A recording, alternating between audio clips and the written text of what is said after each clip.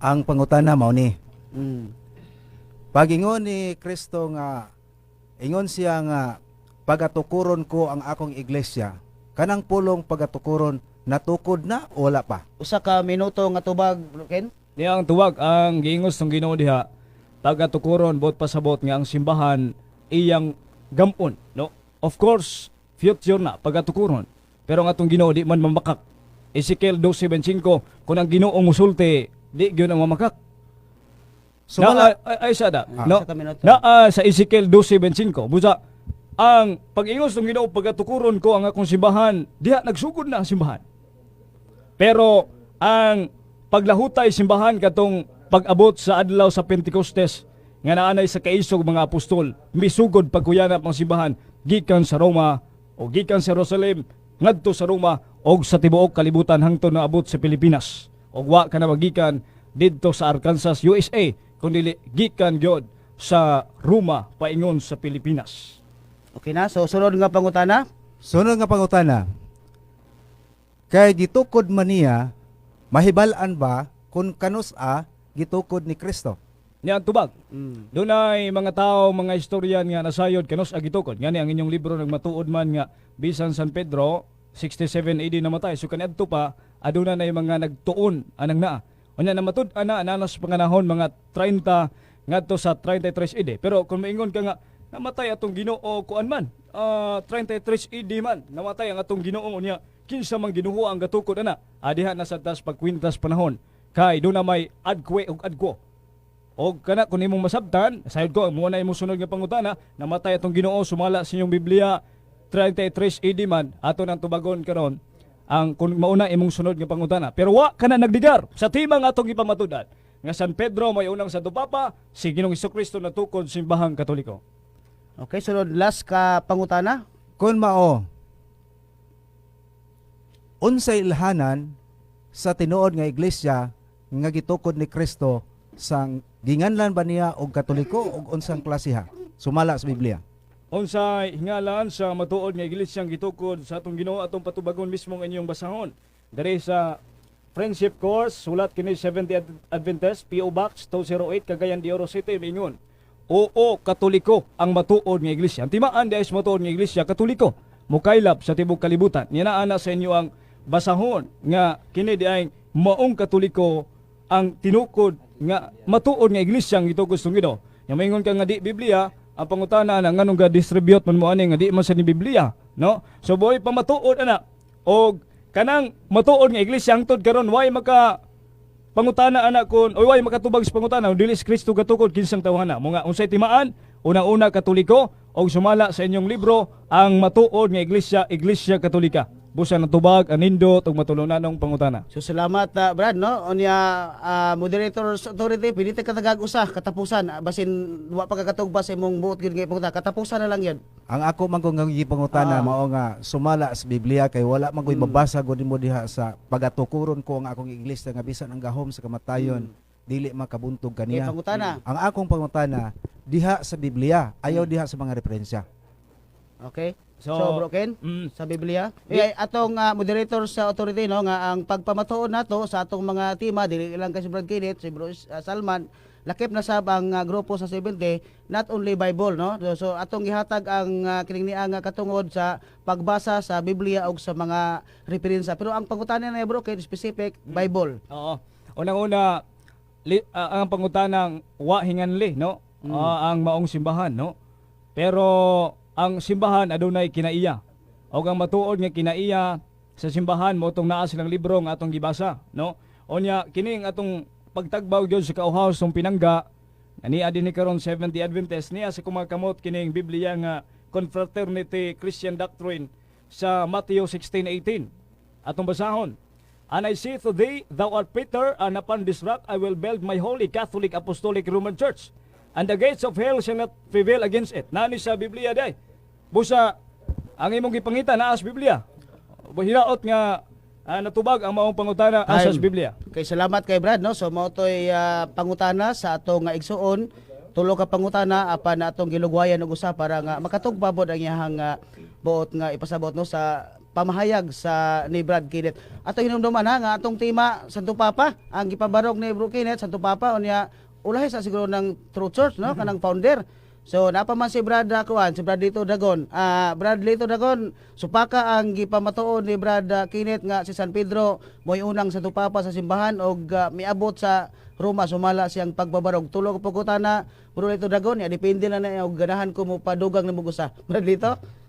Amay buntag sa tanan, salamat kayo sa naghatag na to panahon. Si Brother Alan Pirare sa tanan nga naminaw, paminaw gyud mo kay nindot kini nga tema. Ang una na ko bungotan na bro Kenneth Moli.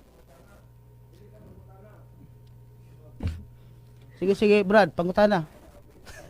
Objection. Sige, padayon Brad dito Dagon. Padayon Brad dito. Sige, pangutana. Tulo ka pangutana. Una na kong bungotan na bro Kenneth.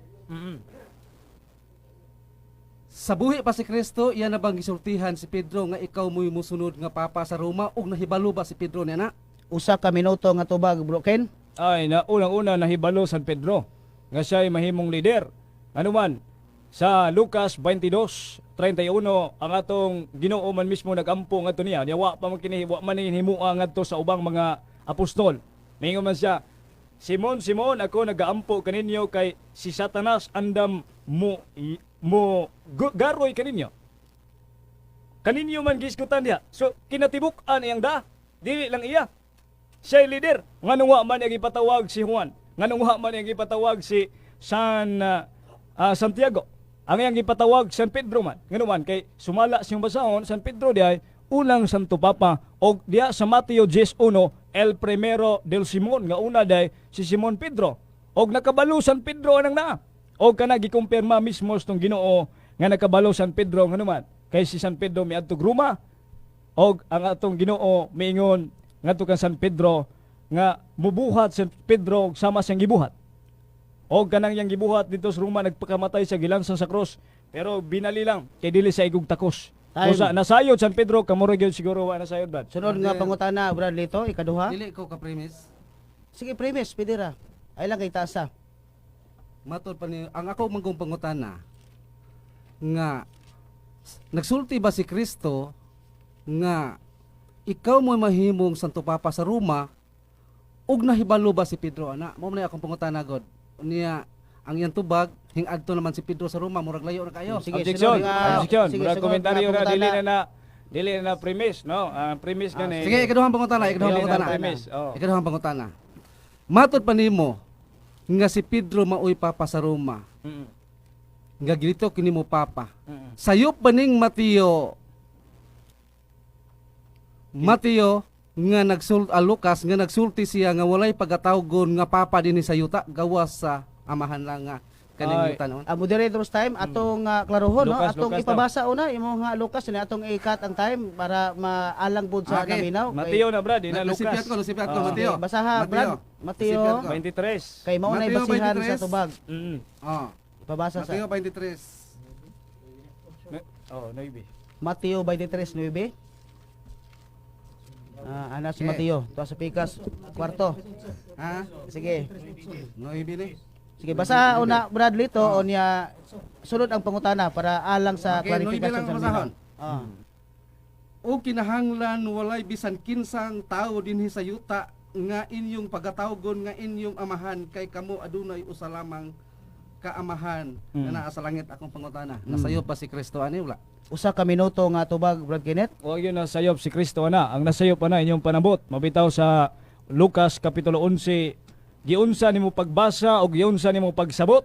No? Kinahanglan sabto na to. Kinsa man ay giingnan na. Ang giingnan na ang mga Hudiyo nga nagpatawag kaniadto ang konteksto na nagpatawag kaniadto nga mga magtutudlo o daw tupong na sila sa Dios sa ilang tan-aw. Nga dili na absoluto nga gidili ang pagtawag ug amahan kay si San Mateo nga usa sa mga nagsuwat sa Biblia diri sa Mateo Kapitulo 1 hangtod sa 25 ka 43 man siya miingon og pulong amahan diri. Ato lang sulayan ng pagbasa Mateo 1:2 si Abraham amahan ni Isaac, si Isaac ni Jacob, si Juda amahan ni Faris, si Aram amahan ni Aminadab. Kung sayop ang pagtawag amahan, Objection, Mr. Moderator. sayop ay sa Usa sayop ka na minuto dahil nga sa tubag, Mateo. Brad, no? 43 yung kaingog. Nganong Mateo atong gigamit, kay ilang gigamit nga pagsupak, Mateo 23:9. Unya si Mateo man may tawag man sa amahan. Di, maunay si Mateo sa iyang sulat. So time Ang sunod nga pagsabot pangutana. ang giingnan dili ang Romano Katoliko kundi ang mga Hudiyo kaniadto. Wa ba Okay, nimo salamat ma- kay Bro Ken. So katapusan og ikatulong nga pangutana brad dito. Wa ba nimo masabti ang context din nga nagsulti man sa mga pare kung imong basahon ang uno? So muna imong pangutana, wa ba Eh. nimo nasabti? Usa man? Oh, kana siya ako lang ang akong itulong pangutana yung ani. Sige. Sa dito si Pedro sa ni Cornelio. Atong Atong na mabasa brad dito Ah. para alang sa naminaw kay Buhat. aron dili mahanging ang Ah. pang niya ni sa buhat, Jis. Basaha una ay pangutana. Ah. Sige, buhat Jis. Buhat Jis. Buhat Jis 26 man siguro ni. 26. Buhat Jis 26. Buhat Jis 26 no. So padayon gyapon mo nga nagapaminaw mintas namin nangita pa si brad dito siyang teksto atong oras alas 11:42 na sa sayo nga kautuhon. No, nana brad dito. Ah. Buhat Jis. Basaha una unya dinha ipanukad imong pangutana alang sa klarifikasyon sab sa mga naminaw. 25. Og sa pagsulod ni Pedro sa balay ni Cornelio, misugat sa pagdawat kaniya og mihapa sa iyang tiilan og misimba kaniya. Apan gipatindog siya ni Pedro nga nag-ingon, tumindog ka, ako usab tao. Pangutana. Matod pa nimo nga si Pedro ang Santo Papa. Na akong gipangutanan nimo gud nasayod ba si Pedro kay ang inyong papa atong nakita nga talahuron kayo na bisan kinsa mo amin. Ngano nga kung nahibaw pa siya nga siya ang Santo Papa, nganong gipatindog man niya si Cornelio. Kun ang pagsaludo ngadto sa labaw nga mao ka ng inyong Santo Papa si San Pedro, nganong gipabarog ni Pedro nga kaning ako usab tao. Bro, okay, nakuha mo Nasayop nimo pa ang si auto? nasayop pa si San Pedro ana? O nahibalo ba sa San Pedro nga papa siya sa Roma? Ayan, salamat Okay, sa so- nindot kay pangutana. Unang-una, atong balikan sa gamay tong Mateo 23 kay pare daw na dito. Ay ayo putla. Parisyong na dito. Bugoy-bugoy sad ka. Walang tawang context. Ay putla. Ya, tubagon Usa nako. ka minuto nga tubag. Buhat kapitulo 10. Mingon si San Pedro tindog kay ako tao usab. Ngano man, si Cornelio nga pagano nagtuo sa San Pedro nga Dios. Mo ang gipaklaro San Pedro tindog diha di ko Dios tao ko. Wa man mingon San Pedro nga di ko Santo Papa, wa. Kundili giusab niya ang panghuna-huna ni Cornelio nga wa makailag Dios kaniadto. Unya gatuo sa Dios si San Pedro kay nakahimog milagro. Ultimo iyang anino nakabuhig patay. Ultimo iyang anino nakabuhig masakiton. Munang gatuo sa Dios to. Nya mingon San Pedro ay kog simbaha kay kuan man ko, tao man ko. So munay konteksto diha igsoon. Unya San Pedro diha nganang panahona gidawat ni Cornelio no sa iyang panimalay. Kay sa 27 niya mingon man, o niya mingon siya sayod kamo nga gidili sa mga Hudiyo ang pag-uban sa bisag unsang langyaw. So langyaw man siya, wa man sa kailag Dios. Mingon San Pedro tao ko ha, di ko Dios. Time. Nawa gyud na makasukpak sa kamatuoran ka San Pedro mo unang Santo So, Papa. moderators authority tagaan-tagag usa aron mapatas. Katapusan Bradley to. Kining ni ang hinigala nga kining ni ang pabor. Asa mabasa sa Biblia nga matod pa nimo si San Pedro nakaadto sa Roma nga siya ginahimong Santo Papa nimo. Asa mabasa sa Biblia nga patay o buhi nakaabot si San Pedro dito sa Roma. So, Asa mabasa sa Biblia? Usa ka minuto nga tubag Bro Kenneth. Nasa unang Pedro 5:13 sa Living Bible. Living Bible. Maingon diri dinhi Katoliko nga Biblia ha. The church here in Rome, ang simbahan diri sa Roma nangumusta kaninyo. Ang simbahan dinhi sa Roma. Bot pa sa bawat San Pedro dito sa Roma kay dinhi man yang giingon. O gani sa kasaysayan si San Pedro dito man gipatay sa Roma. Ambot og nakabasa ba mo sa kasaysayan sa ninyo? Gani ang simbahan Katoliko nasayod nga San Pedro dunay simbahan dito sa Roma niya dili 70 Adventist naa dito. Kundi ang bukog ni San Pedro hangtod karon naa sa Roma. Kay dito sa gipatay. Nya kun wa pa siya nakaadto dito nganong gipatay man siya dito. Nya nganong migamit man siya dinhi sa Roma. Busa natubag imong pangutana imong kauhaw sa kamaturan asa mabasa Unang Pedro 5:13 sa Living Bible nga miingon San Pedro didto di ay nagpuyo sa Roma. Time. Kadto dito. So salamat kay Brad Lito Dragon, no? Mao to si Brad Lito Dragon sa Habig Sub sa 70 Adventist.